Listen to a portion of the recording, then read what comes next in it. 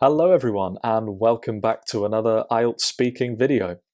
So in the video today we're going to be focusing on prepositions, and the main reason I am dedicating a lesson to this is because when I do what's called a needs analysis with my students, no matter what level they are, they could be intermediate or advanced, it doesn't really matter. I would say that prepositional mistakes are by far some of the highest that students make.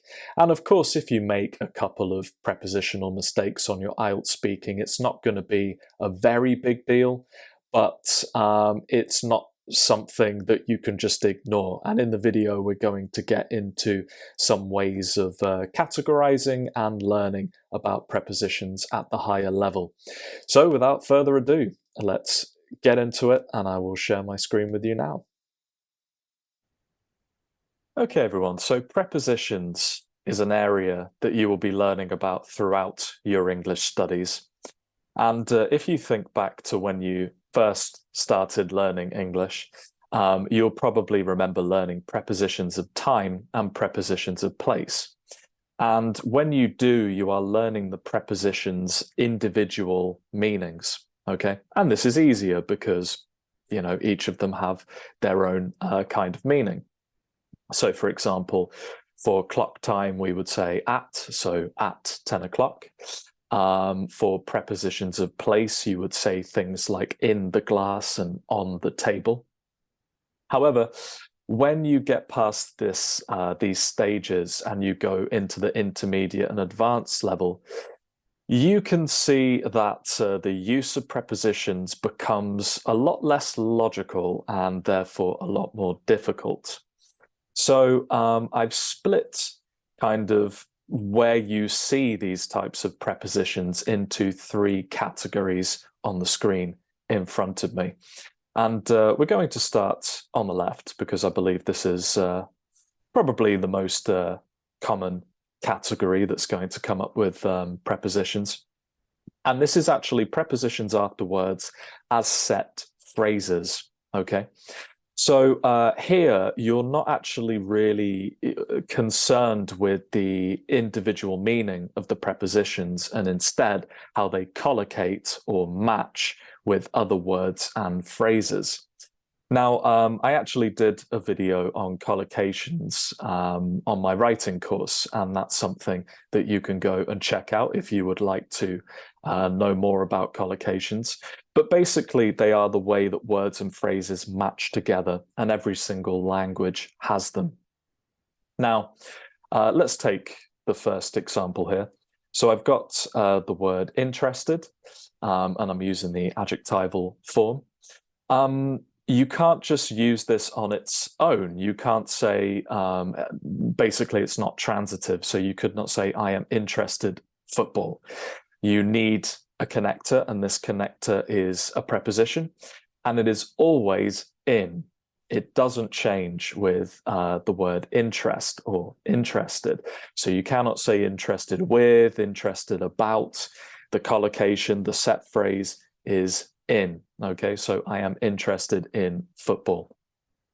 And basically learning prepositions this way becomes more vocabulary based. So it's more, there's more memorization.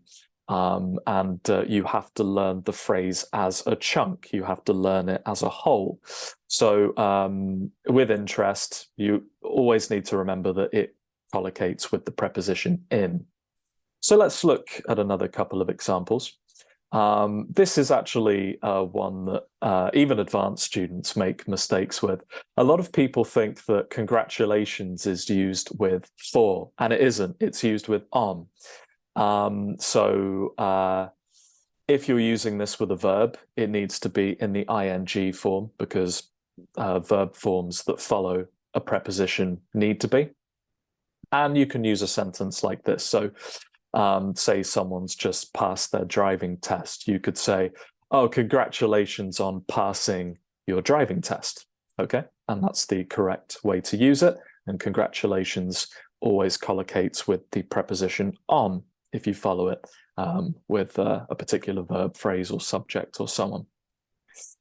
Okay, and finally, another one that causes a bit of confusion is this one. And we can use the word pay without a preposition, that's fine, but it becomes directly transitive. So I paid him £20, for example. However, if you don't want to actually use it transitively, and let's say you're at a bar and you're paying for drinks, there you go, I just used it. So a lot of students will say, I'll pay the drinks. But what that means is you'd actually give money to the drinks themselves. And obviously that's not possible. So you would say, I will pay for the drinks. Okay, so that's an important thing to mention. And this is one way to learn prepositions, to learn which words and phrases collocate with them.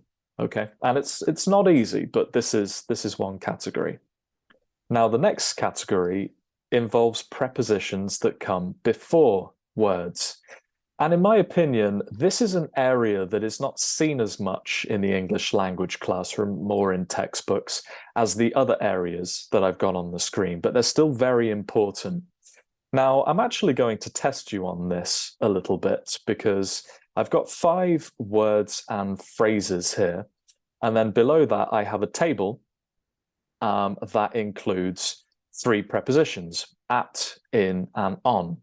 So what I would like you to do is look at these words and phrases and then think about which preposition or prepositions come before them, okay?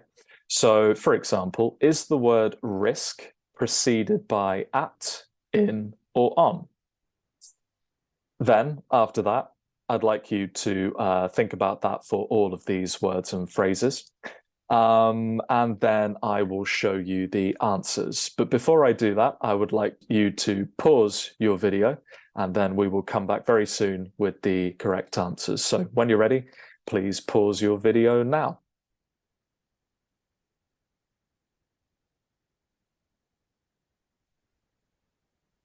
Okay, so how did you do? I've put all of the correct answers into the table.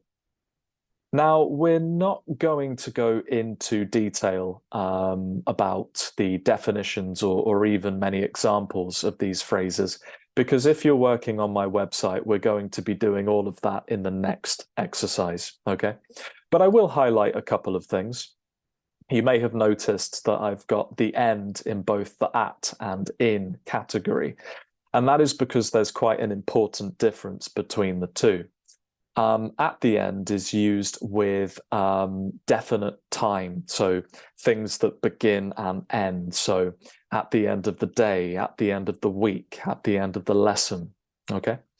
Whereas in the end is used when you are summarizing events. So for example, we wanted to go bowling, but the bowling alley was closed. So in the end, we just went to the pub, and you summarize what you did.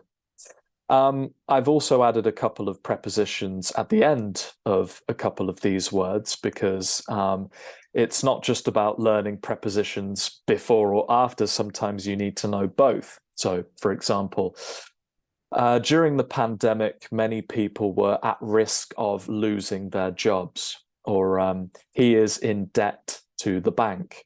And yeah, just to mention there, the B in debt is silent, so it is pronounced debt. Okay. Now, to move on to the final category, we have phrasal verbs.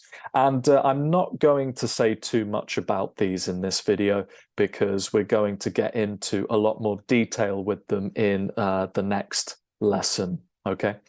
But I wanted to bring this up because a lot of people confuse phrasal verbs with just normal preposition collocations. So you can see here, I've got a few examples where the preposition changes each time with the word take, okay? And as you can see, when I change the preposition, the meaning changes completely, okay? This is not the case in a collocation like interested in. The word interested doesn't change, and it always goes with the preposition in. Whereas over here, you can see that take on has the same meaning as hiring. Take up has the same meaning as to start a hobby. and take out has the same meaning as remove, and I've got examples for each one. But as I say, this is something we're going to get into in the next video. Otherwise, that's all from me. So if you're working on my website, you now have a couple of preposition exercises to do that I mentioned in the video. And then in the final interactive task, we'll be focusing on IELTS speaking part 3. And in that task, it would be great if you use some of the language from this lesson. And just like in the first lesson, I will be providing feedback on your work directly. So thank you very much for joining me, everyone, and I look forward to seeing you in another video very soon.